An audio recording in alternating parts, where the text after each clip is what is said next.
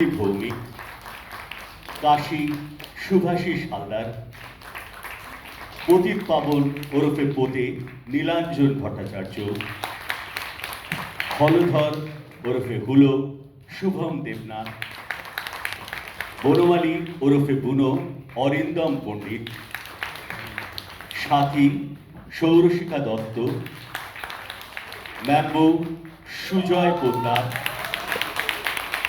কুলতা রঞ্জন অলোক চক্রবর্তী, ডাক্তারের চরিত্রে অভিজিৎ বাগচি, সম্পাদনা ও নির্দেশনায় কৌশিক রায়চৌধুরী। আমি একটুখানি আমাদের কমিটিতে যারা আছেন তাদের প্রত্যেককে একটু মঞ্চে চাইব। কমিটিতে যারা আছেন একটু একটু মঞ্চে আসুন।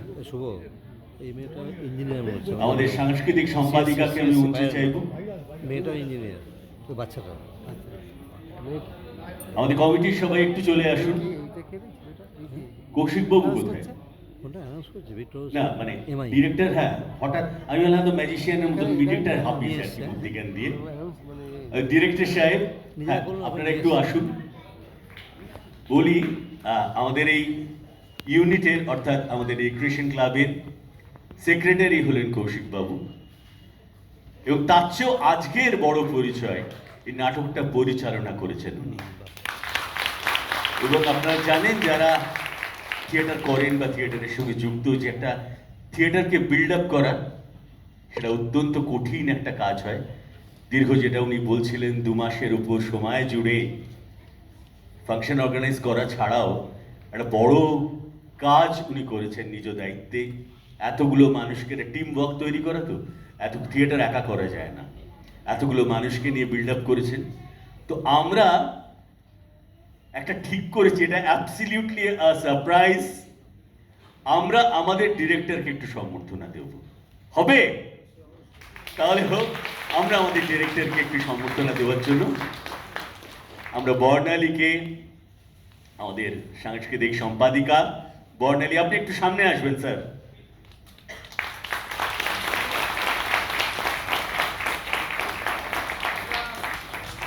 না আস্তে আস্তে দেবো মাইক্রোফোন। হ্যাঁ, এ কি এখানেই শেষ নয়।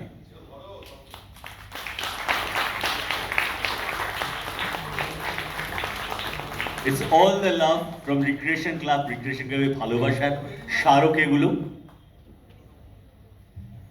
এক কথা দু কথা বলি, বেশি কিছু নেই, আগেই বলে দিয়েছি যা বলার।